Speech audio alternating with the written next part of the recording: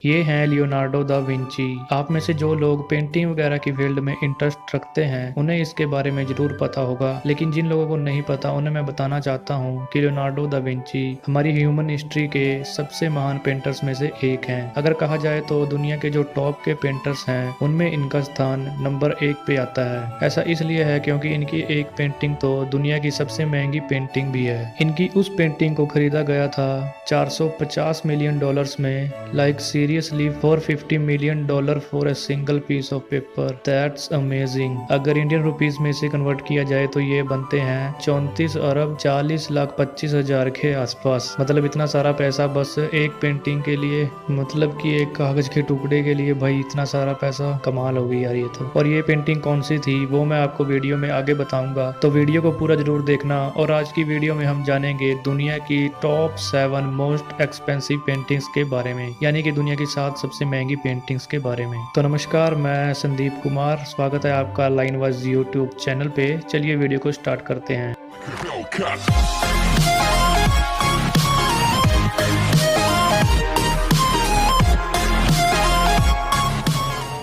तो नंबर 7 पे जो पेंटिंग आती है उस पेंटिंग का नाम है number 6 violet green and red. इस पेंटिंग को मार्क रोथको द्वारा 1951 में बनाया गया था और इस पेंटिंग को अगस्त 2014 में डिमिट्री राइबोलेवले ने 140 मिलियन यूरोस के अंदर खरीदा था। ये डिमिट्री राइबोलेवले एक रशियन बिजनेसमैन है और मार्क रोथको की आप ये कुछ और पेंटिंग्स भी देख सकते हैं। मतलब कि इनकी सभी पेंटिंग्स ऐसी ही होती थी जैसे आप देख सकते हैं, कहीं को रेड कर दिया, कहीं थोड़ा ग्रीन कर दिया, कहीं डार्क, कहीं वाइट। पता नहीं भाई इस पेंटिंग में ऐसा क्या दिखा कि ये 140 मिलियन यूरोस में बिक गई। मुझे तो कुछ पता नहीं चला। अगर आपको कुछ दिखा हो इस पेंटिंग में एक्स्ट्रा ऑर्डिनरी तो कमेंट बॉक्स में जरूर बताना। चलिए अब बात कर लेते हैं नंबर 6 पे जो पेंटिंग आती है। तो नंबर 6 पे जो पेंटिंग आती है उसका नाम है वाटर सरपेंट्स सेकेंड। इस पेंटिंग को गुस्ताव क्लिम्ट के द्वारा 1907 में बनाया गया था। इस पेंटिंग के अंदर 4 जलपरियों को दिखाया गया है। बाकी गुस्ताव क्लिम्ट की ये कुछ और पेंटिंग्स आप देख सकते हैं। और इस पेंटिंग के पीछे एक बहुत ही दिलचस्प कहानी है। दूसरे विश्व युद्ध में जब हिटलर ने नाजियों के द्वारा यहूदियों पर अत्याचार करने स्टार्ट किए, उसे देखकर जेनिस टीनर जो इस पेंटिंग की ओनर थी वो 1938 में पुर्तगाल भाग गई और बाद में इस पेंटिंग को नाजियों के द्वारा जब्त कर लिया गया और इस पेंटिंग को नाजियों की एक फिल्म निर्माता गुस्ताव यूकिकी को दिया गया। दूसरे विश्व युद्ध की समाप्ति के बाद जब गुस्ताव यूकिकी की 1961 में मृत्यु हो गई, उसके बाद उसकी पत्नी उर्सुला को पेंटिंग दी गई। फिर बाद में 2012 में उर्सुला ने इस पेंटिंग को बेचने के लिए जेनिस टीनर के साथ 50% का सौदा कर लिया और इस पेंटिंग को यवेस बोवियर नाम के एक व्यापारी को $112 मिलियन में बेच दिया गया। उसके बाद यवेस बोवियर ने धोखे के साथ एक रशियन अरबपति रयाबोवलेव को $183 मिलियन में बेच दिया। और अब कहा जाता है कि यह पेंटिंग कतर की एक राजकुमारी के पास है और आम जनता के लिए तो इस पेंटिंग को भी देखना पॉसिबल नहीं है।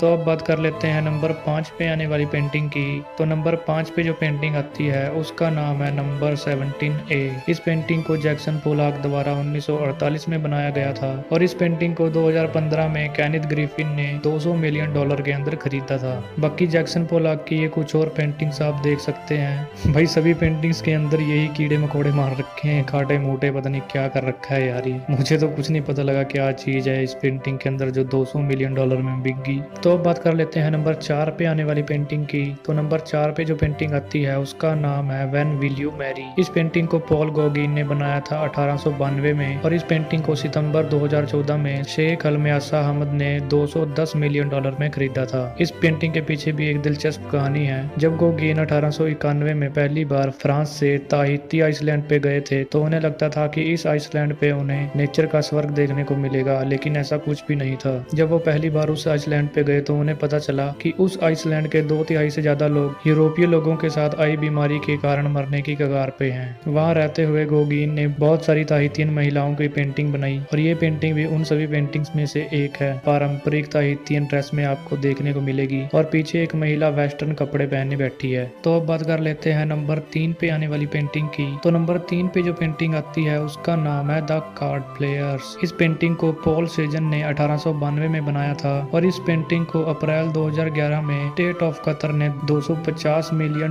में खरीदा था। बाकी आप पॉल सीजन की और पेंटिंग्स भी देख सकते हैं। ये पेंटिंग पॉल सीजन की द कार्ड प्लेयर सीरीज की एक पेंटिंग है।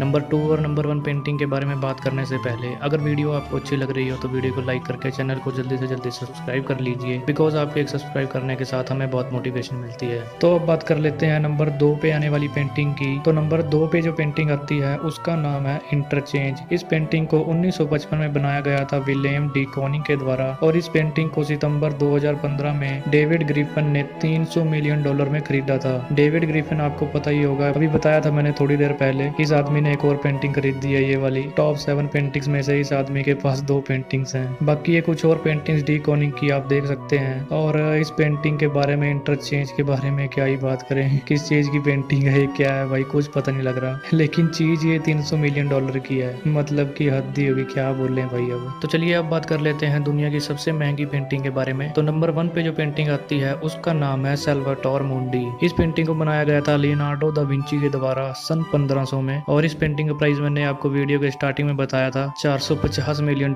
में। इसे सऊदी अरेबिया के कल्चरल मिनिस्टर ने खरीदा था। और इस पेंटिंग की खास बात है इसकी डिटेलिंग। चाहे आप इस पेंटिंग के कर्ली हेयर देख लीजिए, चाहे आप जीसस क्राइस्ट का राइट हैंड में क्रॉस देख लीजिए, या फिर लेफ्ट हैंड में जो क्रिस्टल बॉल है उसकी डिटेलिंग देख लीजिए, आपको टॉप नॉच लगेगी।